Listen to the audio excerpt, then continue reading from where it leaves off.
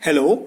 1989 was the year that Game Boy was released. So at least in Japan territory, I believe it was around April 1989, and then in the U.S. and North American territory, it was around July, and then a year later, I think September, it was also released in Europe. So, I really wanted to mark the 30th anniversary of the Game Boy. And yeah, my counting date was July. I wanted to do something on July. However, the thing that I'm going to unbox right now got sold out right away. It's first batch. So you're going to understand why when you see it. But I fortunately the second batch, it was like it was already in stock again, so I got my hands on it right away. So we're gonna unbox and see what it is. So the Game Boy, it's very important for me for my formative gaming years, because it's the very first gaming system that I was able to play. Although I was able to play Game Boy when I was 6 years old, because we had a neighbor who owned the Game Boy, and then I played the hell out of their Game Boy original. But I never really owned an original Game Boy until I was like taking my masters in physics. And yeah, the first ever like official console that I bought with my own money, I believe I was in undergrad, but it was already a Game Boy Advance. So most Game Boy games I played was on the Game Boy Advance, not on the original Game Boy. But still, later on, I began collecting handhelds. That's why I got the Game Boy when I was taking my masters. But anyway, oh, it's here. So today, package arrived from Amazon, and you're gonna witness me unbox it. And basically, I bought this because I want to mark the 30th anniversary of Game Boy and its legacy. So of course, it's not what you think. It's not actually a Game Boy unit, because of course I already own like 3 Game Boy units. They're all back in the Philippines. I own the original gray one. I have a like Play Loud colored one, and then I have a clear one, and I have like a lot of cards of the original Game Boy. Like I have multiple copies of the original Tetris. I have multiple copies of Super Mario Land, and so on. But yeah, most of like if I want to play like some Game Boy sessions, most of them I play. Let me get it here very quickly. Most of them I do on my GB Boy Color. Okay, so if you're familiar with the Chinese company that made a very good clone of the Game Boy Color, so it actually plays cartridges. This one is an EverDrive clone that houses some ROMs, because I don't want to bring all my cards here in South Africa from back in the Philippines. So when I play Game Boy games, I usually play them here. But let's check out what I got. So let's unbox this thing very slowly. So first, they're not all Game Boy related. So in order to save shipping, other things that I think I would be needing, I already bought it as well. So I bought a tempered glass for my PS Vita Fat.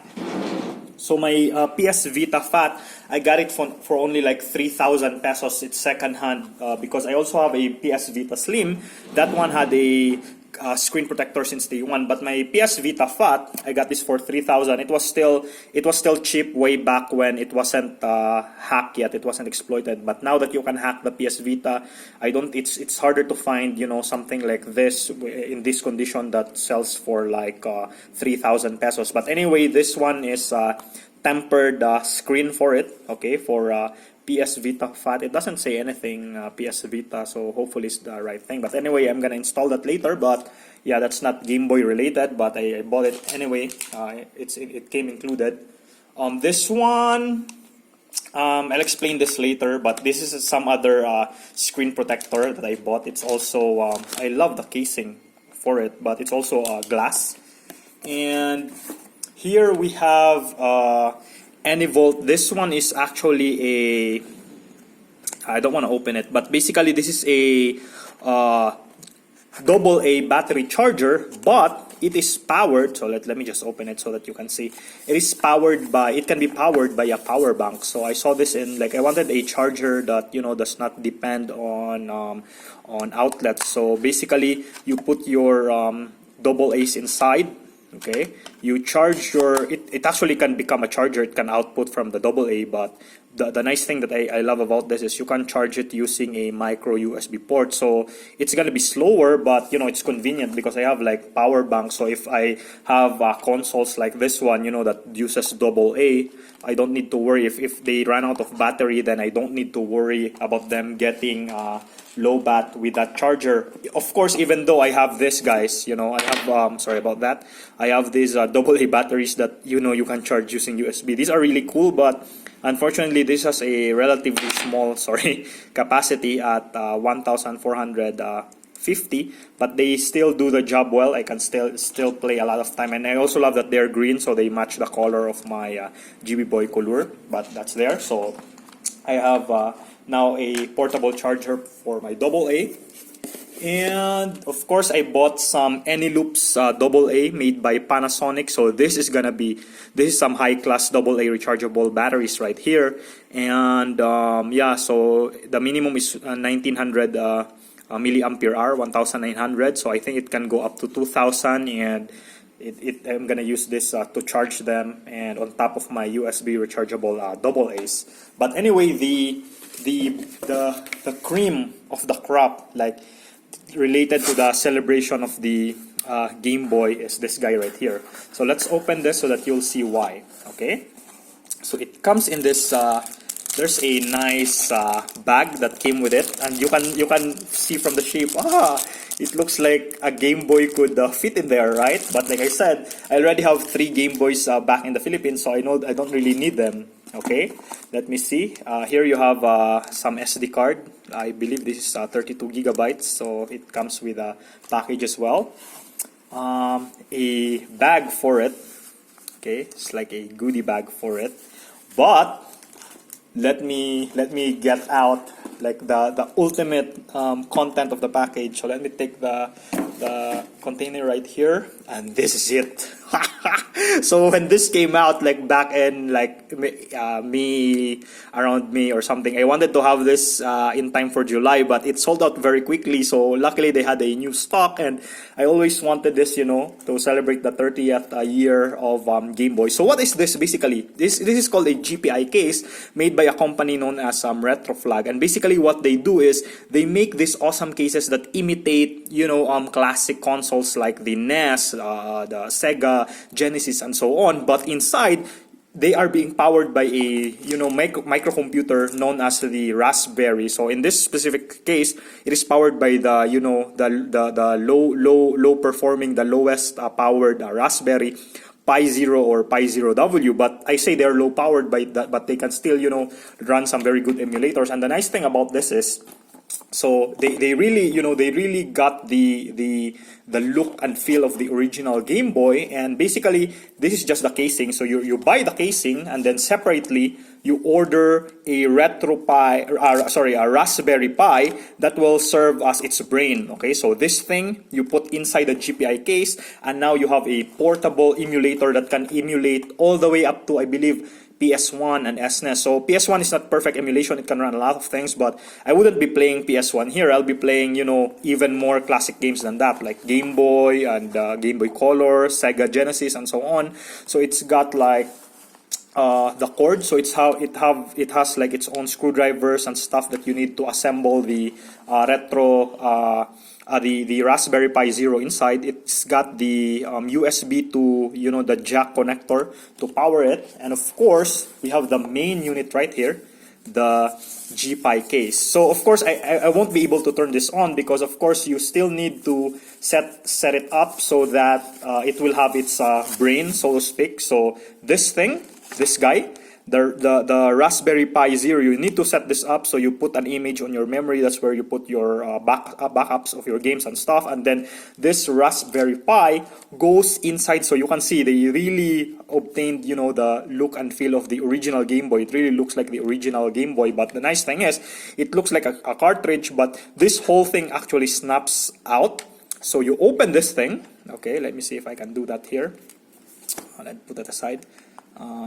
Okay, so you open this very carefully, and it's slotted in there. but there's no screwdriver. But anyway, I don't want to break it, so I'm gonna set this up off camera. But the thing is, you put this Raspberry Pi Zero inside, and then once it's inside, this thing becomes the brain of the entire unit. You slot it in. It takes, instead of the 4 AA batteries in the original Game Boy, it only takes 3 AA's. And like I said, the reason why I bought this thing, okay, the reason why I bought this thing is so that if the batteries ever run out, I can charge them very easily using my power bank. And you also have this, you know, the power jack that connects on the side. So it really, the look and feel. So I don't have an original Game Boy because, like I said, I left them in the Philippines. I'm doing my postdoc in South Africa, so I already have a lot of consoles with me. So like I said, I play my Game Boy on my GB Boy Color, so I didn't need to bring the original one. The original one, of course, it wasn't lit. It had a very pea soup looking, very dark screen. But as you can see, it got the volume location of the original Game Boy. It's here. The place where you connect the connector between two different Game Boy Game Boy system. In here, it serves as an entrance or a what do you call this? A cover to your micro SD card. So let me see if I can open that. It's hard. I think you still need to remove this and then open it. Okay, but yeah, on the other side, here's the jack, the power jack, exactly on where the original Game Boy one was located, and it's powered by this. You can connect it to the USB and power it that way. It has a contrast because if you can recall, you can adjust how, you know, dark or how crisp the pixels in your original Game Boy could look. But here, the contrast actually acts as the brightness adjuster of your IPS LCD screen. And of course, it has the look of the D-pad. The D-pad really looks, feels very nice. Okay, the start and select, they look very good.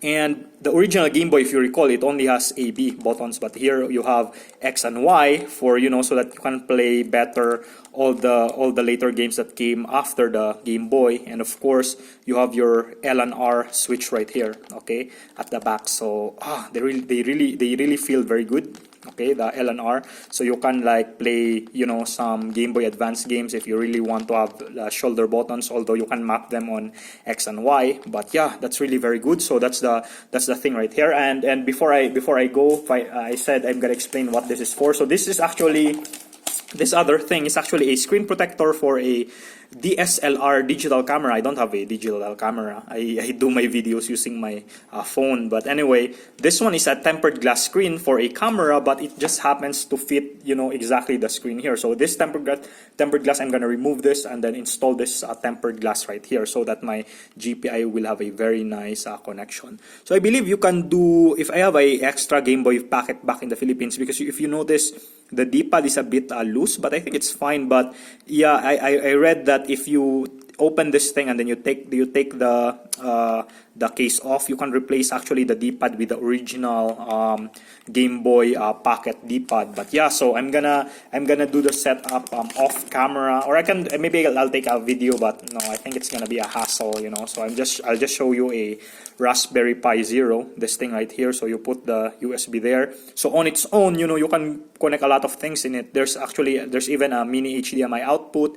There's like a USB slots right here. But once it's inside, you have no access to the HDMI output, because what happens is, of course, instead of outputting on a TV using a Raspberry Pi Zero, it outputs on the screen of the Retroflag GPI case. So I'm gonna put that inside.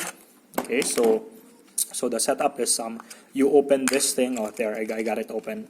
So you open this thing, and basically you have here some spring-loaded connection. So it's solderless. So this thing will touch the pins found on the Raspberry Pi Zero, and then you just slot it on that, and then you just close it. Okay, very, very, very convenient, very, very nice. But like I said, I'm gonna set it up off camera. But this thing you connect on the micro USB slot of the Raspberry Pi Zero, and then it slots like that.